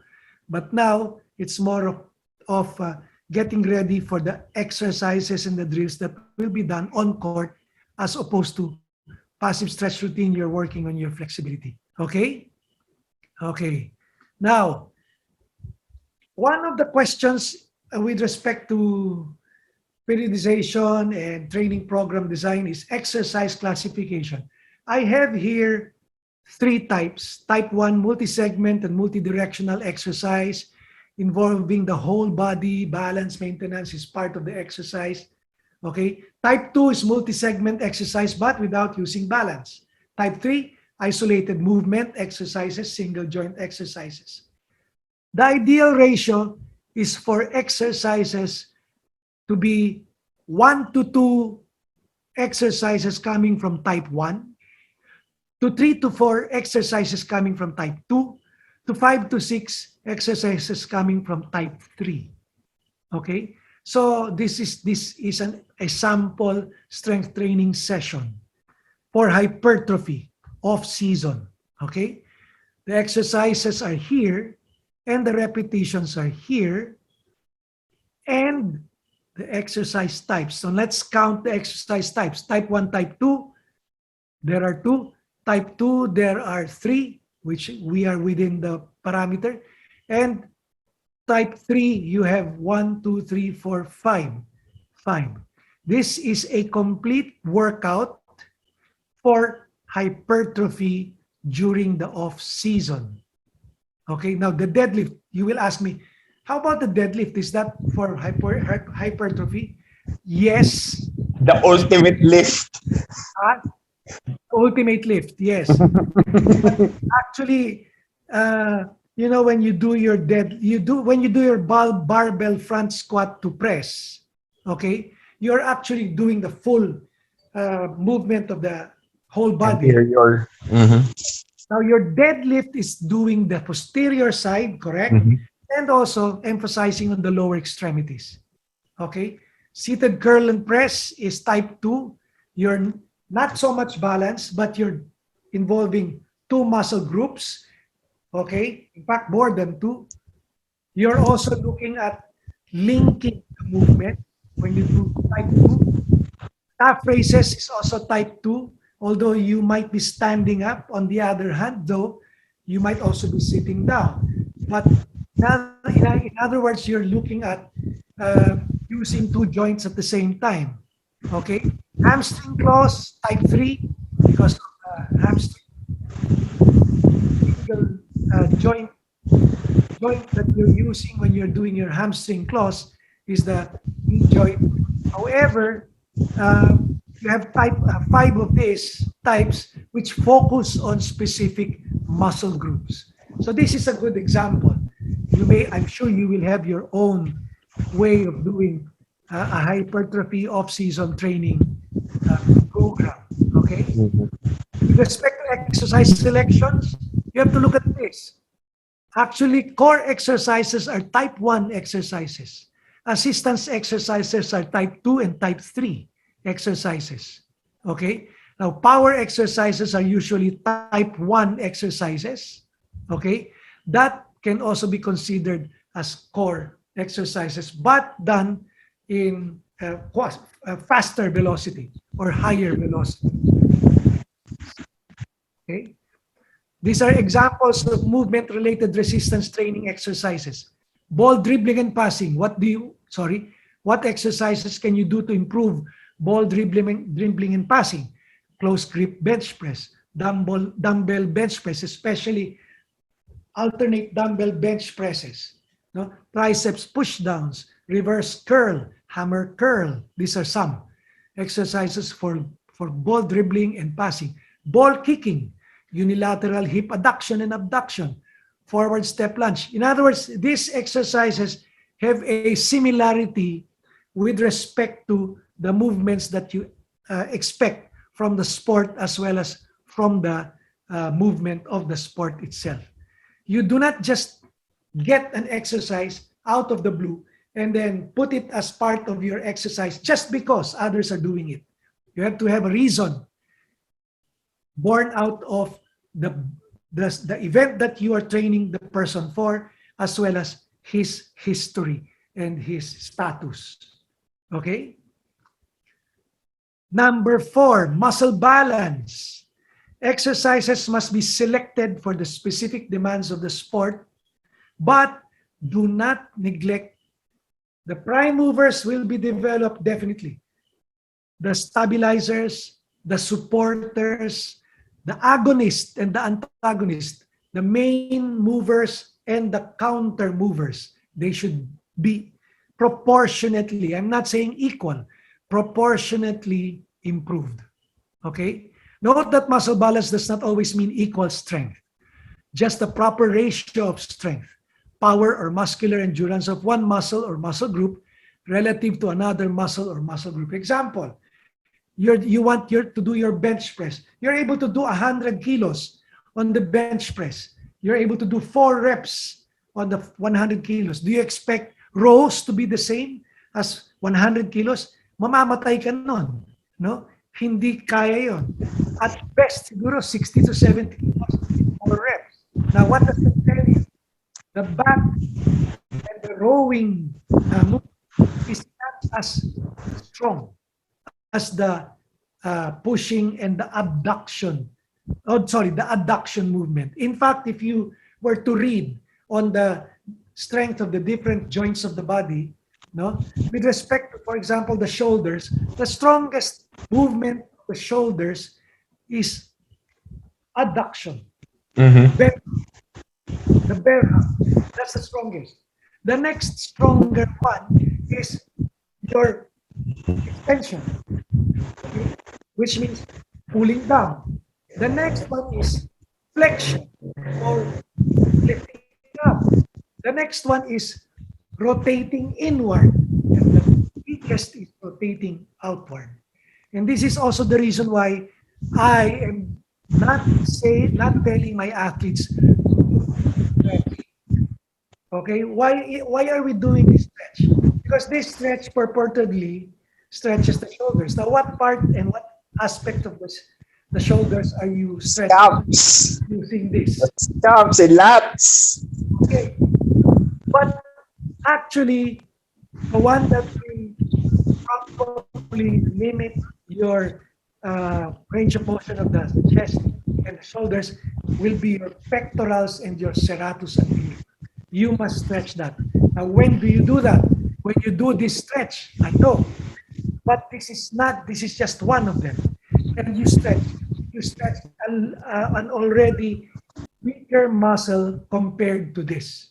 So actually, you need to stretch your chest, especially before an activity, so that you don't suffer any impingements on your shoulders. Okay? So, I am biased towards one method of training known as complex training. What is complex training? You do 3 exercises. This is not supersets or this is not this is not supersets or giant sets. Because when you do supersets, for example, you're doing bench press, then you do flies, which is the same, you're still using the same muscle group. After doing the flies, then you do 4 reps of dumbbell press. You're actually doing hypertrophy training on your chest. That's giant sets and supersets. This complex training, take note, you do squat, then you do supine dumbbell press, then you do back hyperextension. What are you doing here? You're training 3 different muscle groups in one set. While you're resting from the squat, you are addressing your chest. While you're resting your squat and your chest, you're addressing your back. Then you rest. You're actually saving on time. This is very, very good for athletes who have very short minimal and less opportunity to do strength training, but you need to become stronger. So sometimes coaches in basketball, we cannot spare 30 minutes, so train them in 20 minutes. This is a good way to train your athletes using complex training for strength training. So it's important for us to see that we use 3 exercises, different ones, different muscle groups. Look, 3 sets, you have finished already all the muscle groups. Okay? Now, take note of this. Time needed to recover from one training session. You have workout or training load and restoration time. If your load is extreme, patay kung patay, suka ka ng piano, sabi nga nila, no? Ano pa, gapang ka to the death. Okay? You need greater than 72 hours of restoration time. That means you cannot do extreme loads daily. You need to do easy, hard, easy, hard, easy, hard days. So, Coach, natatawa ako, Coach eh. Kasi yung mga Pilipino na coaches na nalaroan ko and I worked with, hard lang eh, extreme lang. and some of them you don't even do not believe burnout. But burnout is true, no? Especially when the athlete starts feeling tired about doing the same thing over. That's why we have to be creative in drills. We should be addressing the same thing but doing different drills. The same thing, different drills. Okay? Sprinting, you want to address speed. Sprint over the whole court. That's long sprints. Break up the sprint into 50%. Half court, then sprint back. Half court, sprint back. Or you can also do, because you're after speed, run first backward, then sprint fast forward. Then at your whistle, they need to stop as quickly as possible. 1 to 2 steps, they stop. When you're practicing how to rapidly stop, you're also practicing how to rapidly start. Okay? So that's very important. Now look at this. If you have a large training session, 48 to 72 hours of restoration time, that means that you should have next day a small and the day after that a medium before you can do again substantial or large. You have to play this. That's why training is based on the sciences that are more, there is some semblance of exactness in the sciences. However, there is an art in implementing it, because you cannot always, you're still dealing with the human body that can actually be fatigued. Okay? Which is why this is here. Fatigue is the definition of fatigue is the inability to maintain a certain exercise intensity. In most cases, it is rarely complete fatigue or exhaustion. Sometimes they do, let's say, sprints. They sprint the whole length of the court. They do it in, let's say, 15 seconds or 13 seconds. Subsequently, they got 15 seconds. What does that mean? They're starting to fatigue. Why is it important that we know this? Because if you are training till fatigue starts, then you're training for work capacity increase. Remember that. If you're training for speed, there should be no fatigue. Because when fatigue comes, then you move slower. Speed is a habit. I repeat, speed is a habit. When you're in your in-season or late pre-season, there should not anymore be fatigue levels that are coming out every now and then. There should be freshness all throughout the whole training session. If there will be a fatigue coming out, that means it's an extremely high load, which means that should only happen once or twice a week, and it should be followed by easy and hard days. Not only that, that is for work capacity improvement, not for speed training. Some coaches will do agility drills for 1 minute, for 2 minutes. Okay? What they're training for is moving as quickly as possible over the longest period of time. But they're not training how quickly they can move. If you want to train for speed, agility, 10 seconds is the most that you should do a drill. Okay? So I hope that's clear. Some factors that affect onset of fatigue: training status, environment, and physiological status. Environment, you know, if it's too humid and it's too hot, then definitely fatigue will come in, will set in quicker. However, you can mitigate the environment by using other sources of or other ways of cooling the person, but make sure you are also aware of the environment as a source of fatigue. Okay. Now, we go to periodization, which is the crux of the matter. Plan at several levels. Microcycles, short term. Mesocycles, training phase. Macrocycles are annual. Okay. I stand corrected, by the way. What I meant a while ago was not macrocycles, mesocycles. When I said mesocycle for hypertrophy, mesocycle for strength, mesocycle for endurance, and so on and so forth. And take note here, volume, when you have high volumes, what are you looking at improving? You're looking at improving endurance. You're looking at improving endurance by work capacity, I should say. On the other hand, look at this. Early on, general preparation phase, you have intensity as well as technique at a low part. Why? Because you're after increasing work capacity so that when they get to the specific or special preparatory phase where there is more work to be done, going to the competition proper, then their work capacity is higher, and now you can do a higher level of intensity and a higher level of technique drills. During competition, you are expected to have a heightening demand for both intensity as well as technique, with volume lower than before, which means that you have prepared for this volume of movements or volume of exercise for your competition. Now, during transition, everything goes down within a certain level, but the technique and the intensity should not go down that much because you're after maintaining what you gained in the previous training phases. This is what I mean by undulating, but in this case, you have 5 weeks. Okay?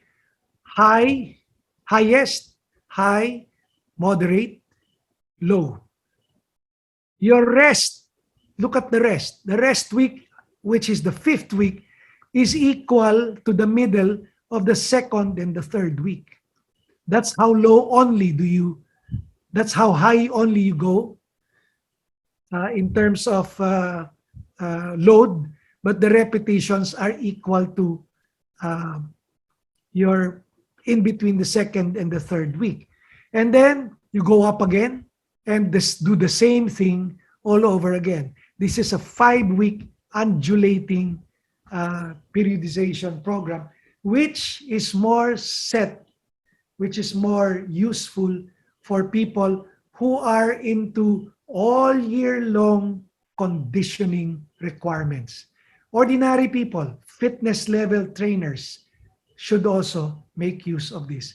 Now you can shorten this, as I said before, 4 weeks, 1, 2, 3, 1, 2, 3 up. Actually, this is what you see here is downward, but it's in terms of repetition, no? But actually, in terms of weight, look at this, 70%, 75, 88, 93.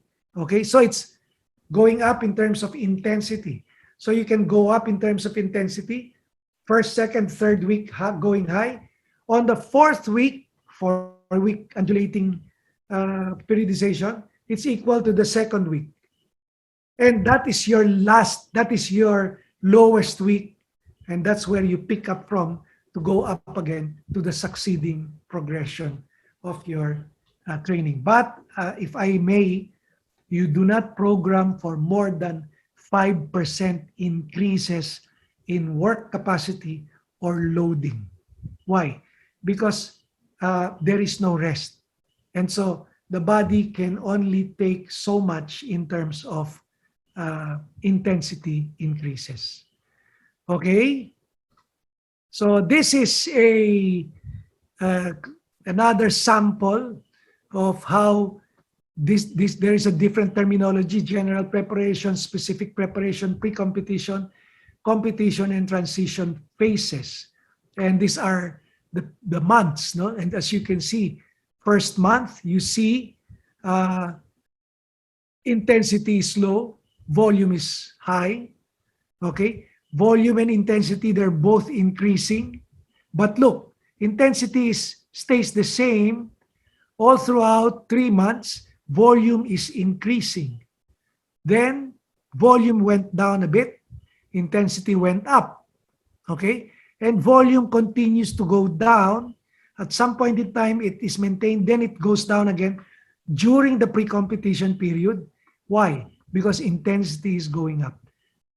What can you say? What can we say? Intensity is opposite volume when it comes to increases and decreases, okay? Okay, this is an example which somebody made with respect to a season that lasts from January to May. So this is a January to May season. And what do we see? Preparatory is all about general preparation and specific preparation. What do you see here? Acceleration is in the general preparation. Agility is in the specific preparation. Maximum speed is specific preparation. Pre-competitive acceleration again comes here, but this time specific. This is general, okay? And agility is more specific. This is also based on place. This is also based on recoveries, no, with respect to, let's say, going from defense to offense to defense to offense. That's in other words, team agility and team acceleration rather than individual agility and individual acceleration. Competitive acceleration is maintained, maximum speed is maintained, and towards the end, when there is already, let's say, championship or qualifying for the higher levels, you need to make use of acceleration as well. Now, individual skills, ball handling, no, this is for football, by the way, but you can translate this to basketball. Individual skills, general preparation,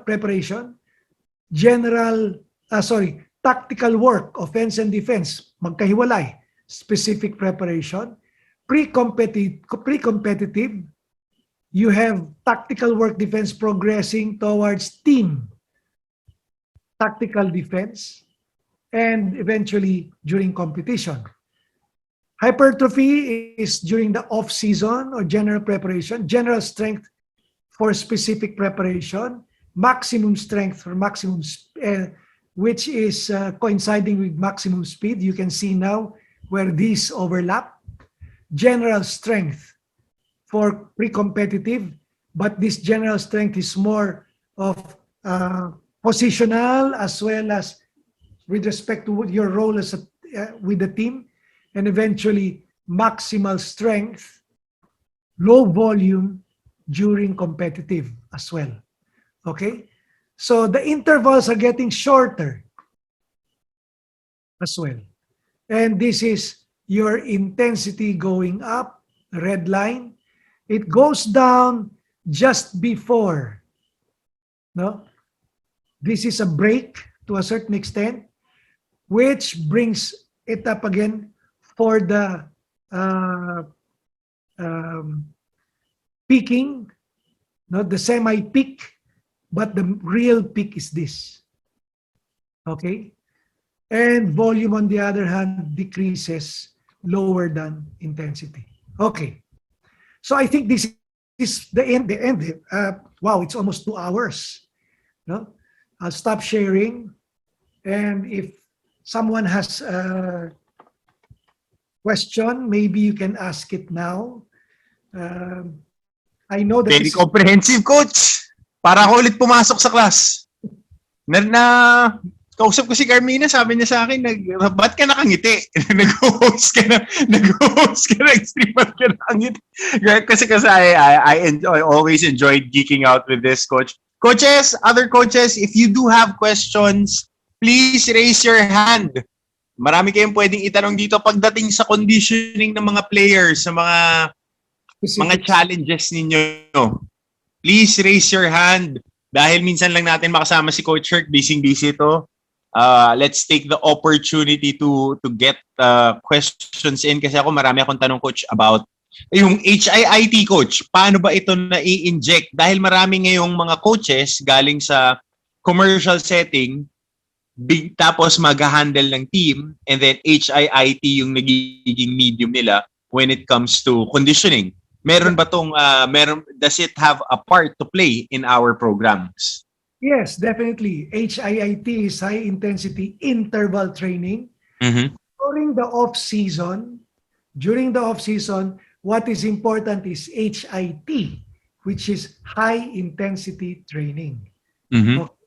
For strength during the off and preseason. During the preseason, your high intensity interval training, which now emphasizes also shortening the intervals, the rest intervals, improving on the quality of exercises. Diyan napapasok yung high-intensity interval training. Now, pagdating sa exercises, dapat tinitignan mo rin kung ano yung exercises na binibigay mo. Kasi baka ang mangyari, yung inadapt mong ibang exercises, hindi bagay dun sa movement patterns. Kaya kailangan tignan pa rin natin kung ano yung ginagamit na movement in basketball. A lot of times, you know what, I am favoring single leg support for basketball. So when you do your exercises, single leg support or shuffles or side shuffles when it comes to bearing weights as well as doing weight training with movements. Like for example, if you're doing presses with steps or with lunges, no? So you do lunges with presses as quickly as possible. That is a possible exercise to be included in your high-intensity interval training, but not in your high-intensity training, because that's a progression when it comes to speed and agility. Okay? So yon. You can involve other, sa HIIT, pwede ka rin magpa-sprint. Mm-hmm. Sa HIIT, pwede ka rin magpa-burpees. Okay, burpees, madali yang sabihin. Lagay mo burpees. Teka, para saan yung burpees? Madali sabihin, mahirap gawin, coach. Saka sabihin sa'yo ng player, coach, paano kung bumagsak na ako? Doon ko lang naman gagawin yung burpee. Correct, no? So sasabihin nila, okay, anong pwede kong gawin? Kung ganon, pwede kang gumawa ng several exercises progression. For example, you can do deadlifts, no? From deadlifts, you do clean and press deadlifts, then cleans. From cleans, then you do cleans and press. So, yung stations mo, sunod-sunod. Pwede yon, no? Using dumbbells. And your dumbbell clean and press and clean and deadlift may also be single arm as well as staggered positioning of the legs. So, yun yung pwede natin gawin.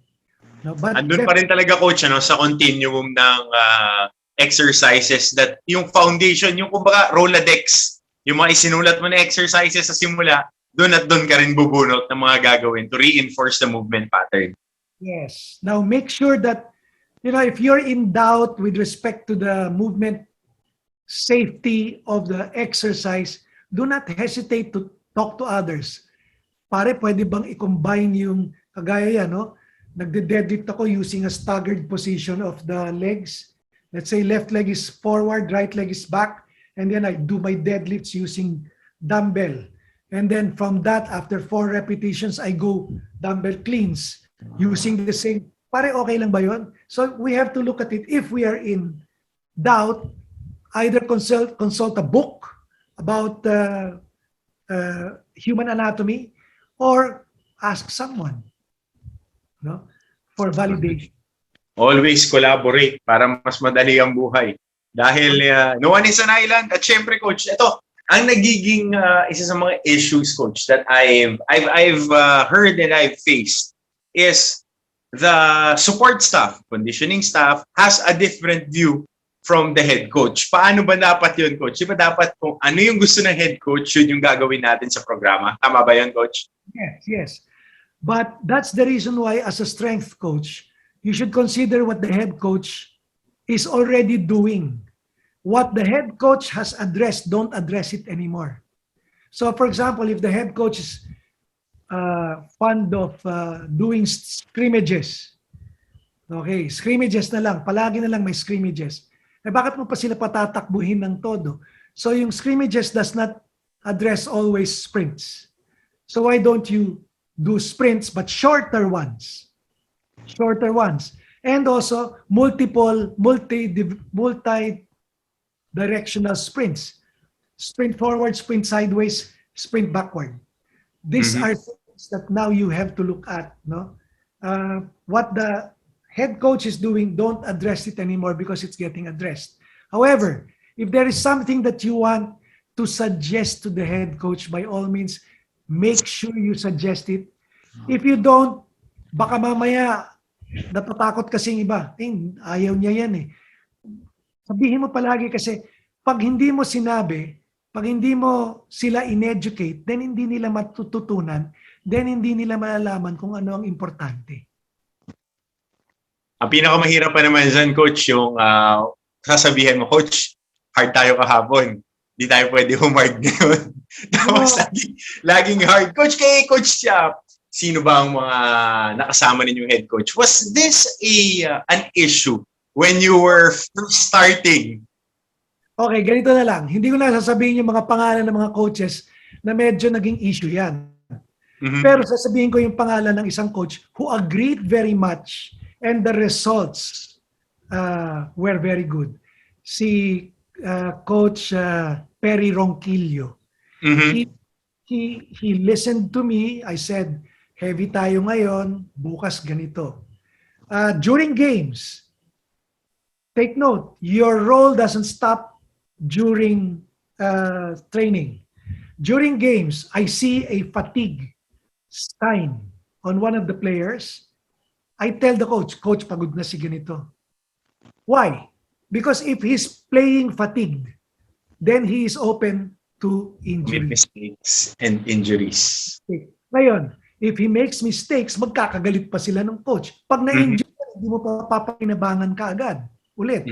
So, immediately, I let him know, Coach, pagod na si ganito. Now, it's all up to him. He knows already that pagod na tong taong to.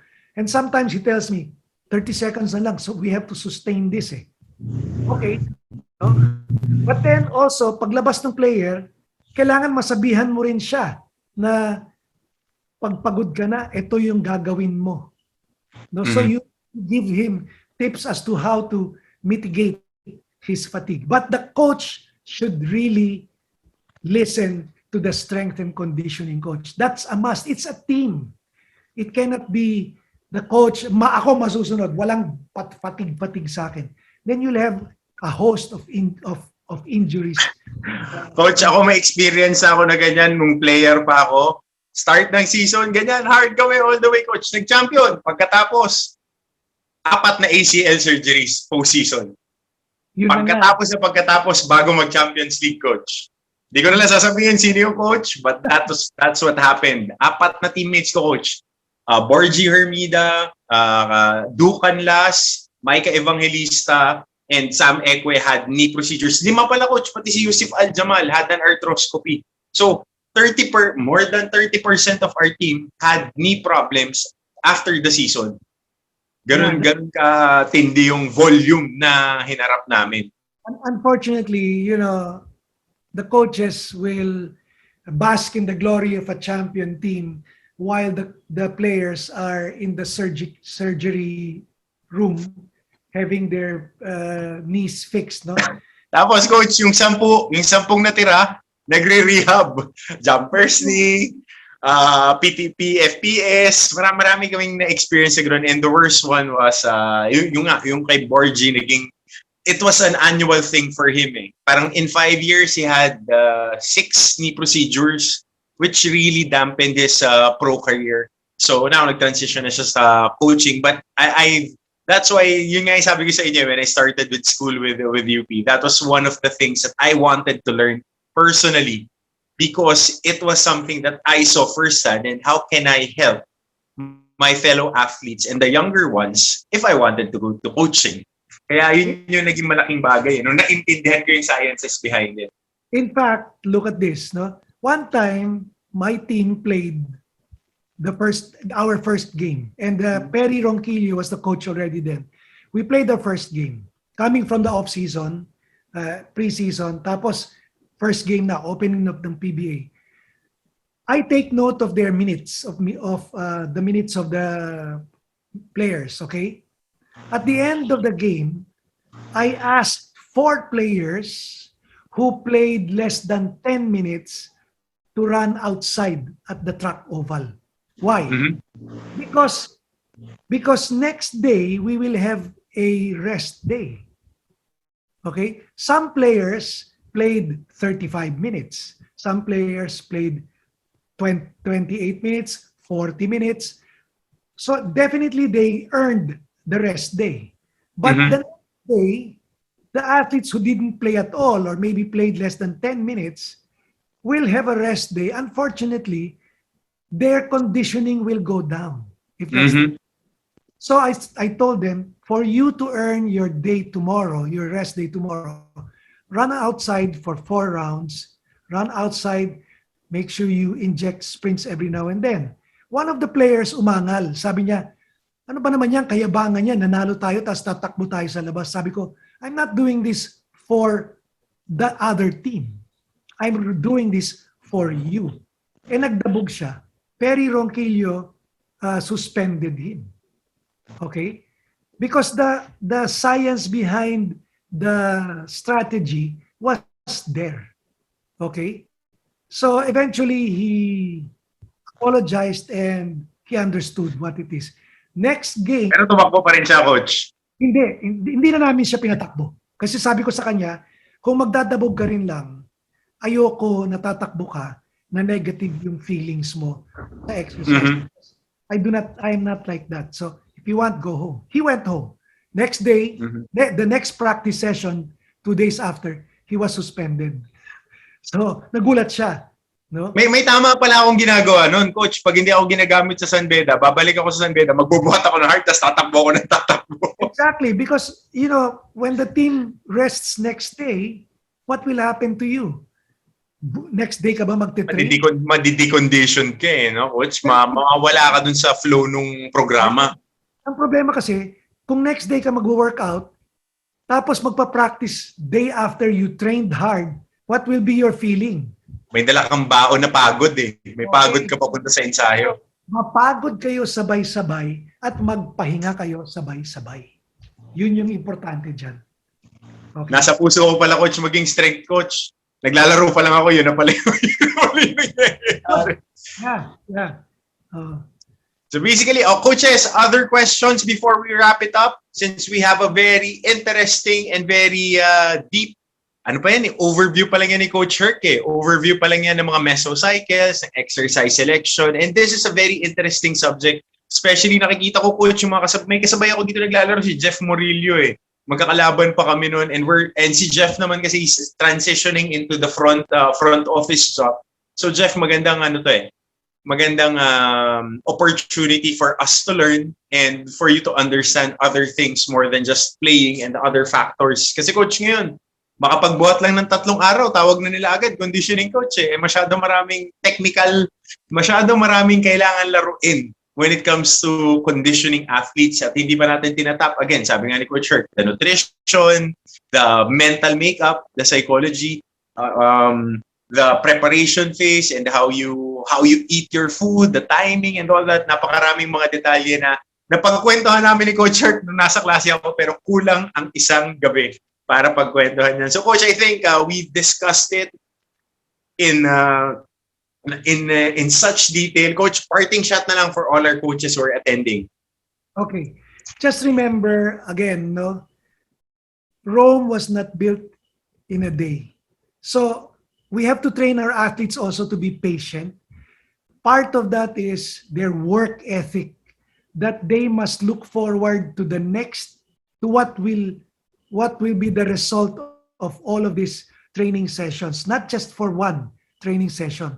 It has to be a series of training sessions that you're doing. You're putting blocks, small blocks on top of one of the others, so that eventually when you look back, you have attained already a high level.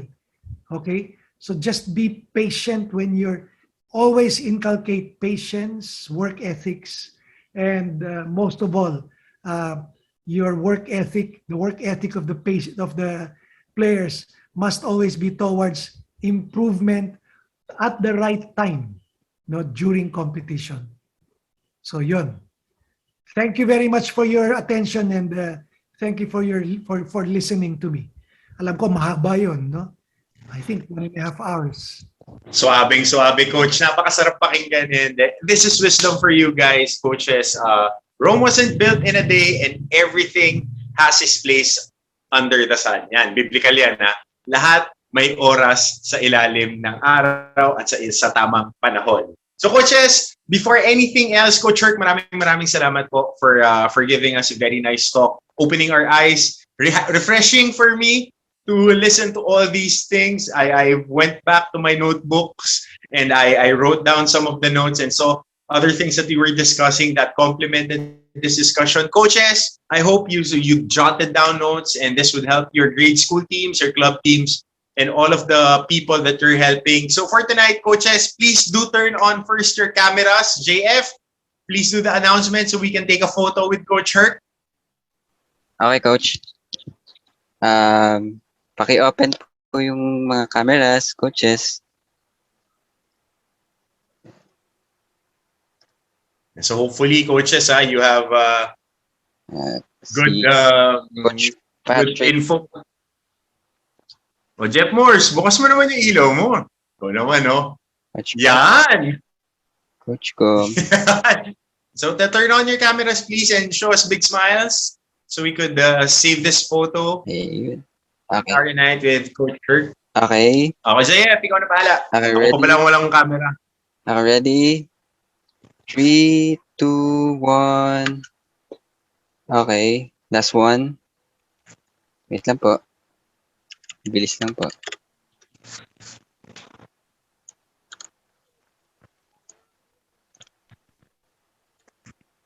Okay, ready? 3, 2, 1. Okay, thank you. Thank you very much. Right, so there we have it, Coach Herc. Maraming salamat po for having a great gimmick night. Gimmick night dahil Sabado nights ngayon, Coach. Titignan ko, nakailang steps ka na ba? Naka 10,000 ka na o mag-TRX ka pa bago matulog? Ako, 8,342 kasi nakaupo ako ngayon eh. Naka 8,000 ka. Ako naka 13,000 ako kanina dahil naglinis ako ng garahe at nag-grocery kami kanina, Coach. So maraming salamat, ha. Thank you, Coach. At sana huwag kayong uulitin dahil marami pa tayong pagkukwentuhan dito sa God Skills. So for Coach Herc Calyata, ako po si Coach Martin Antonio. To all the coaches, we'll see you on the next round of our discussions for your Milko God Skills Philippines Sports Academy. Maraming salamat po. Good night. Stay blessed and stay safe. Night, coaches. Good night, Coach Herc. Thank you po. Good night, Martin. Good night, coaches. Good night, Coach. Ang gusto ko yung easy. Kaya good thing ang Smart may GigaPay sa GigaLife app. It's the smarter way to pay dahil sa GigaPay with Paymaya, carry magbayad sa GigaLife app. And that's what we need kasi you never know. Paano kung mag-livestream ka? Tapos bigla kang nawala. Akala ng friends mo na abduct ka na ng aliens. Nag-viral, di ka nila mahanap. Yun pala, naubos lang data mo. Di ka na tuloy makagalaw. In other words, Nga. Bigla ka pang nagutom. Pero wala kang data pang order online. No matter how out of this world ang mga ganap sa buhay mo, your Giga Life is now unstoppable because of GigaPay. Buy load, subscribe to promos, and be rewarded for it. Achieving your passions just got easier with a simpler and smarter way to pay. GigaPay with PayMaya. Only on the Giga Life app. How do I know this? Simple. Smart ako. Download the Giga Life app now.